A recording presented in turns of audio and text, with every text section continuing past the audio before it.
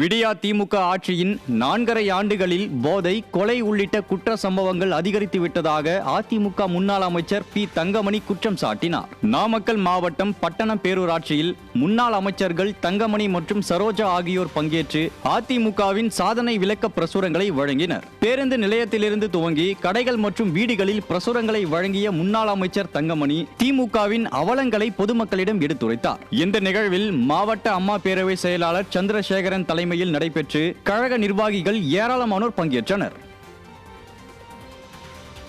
இன்று 4.5 ஆண்டு காலத்தில் அனைத்து தரப்பு மக்களுமே கஷ்டப்படுகின்ற ஒரு ஆட்சியாக, போதை நிறைந்த ஆட்சியாக, கொலைகள் நிறைந்த ஆட்சியாக, சாராயம் நிறைந்த ஆட்சியாக நடைபெற்றுக் கொண்டிருக்கின்றது.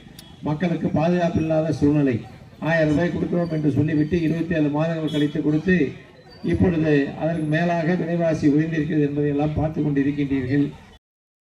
திருப்பூர் மாவட்டம் பல்லடம் தெற்கு ஒன்றிய கழக செயலாளர் பொறுப்பில் இருந்து ஏ. சித்துராஜ் விடுவிக்கப்படுவதாக கழக பொதுச் செயலாளர் எடப்பாடி கே. பழனிசாமி அறிவித்துள்ளார். இது தொடர்பாக அவர் வெளியிட்டுள்ள அறிக்கையில், திருப்பூர் புறநகர் மேற்கு மாவட்டம் பல்லடம் தெற்கு ஒன்றிய கழக செயலாளர் பொறுப்பில் இருக்கும் ஏ. சித்துராஜ் அப்பொறுப்பில் இருந்து விடுவிக்கப்படுவதாக கழக பொதுச் செயலாளர் தெரிவித்துள்ளார்.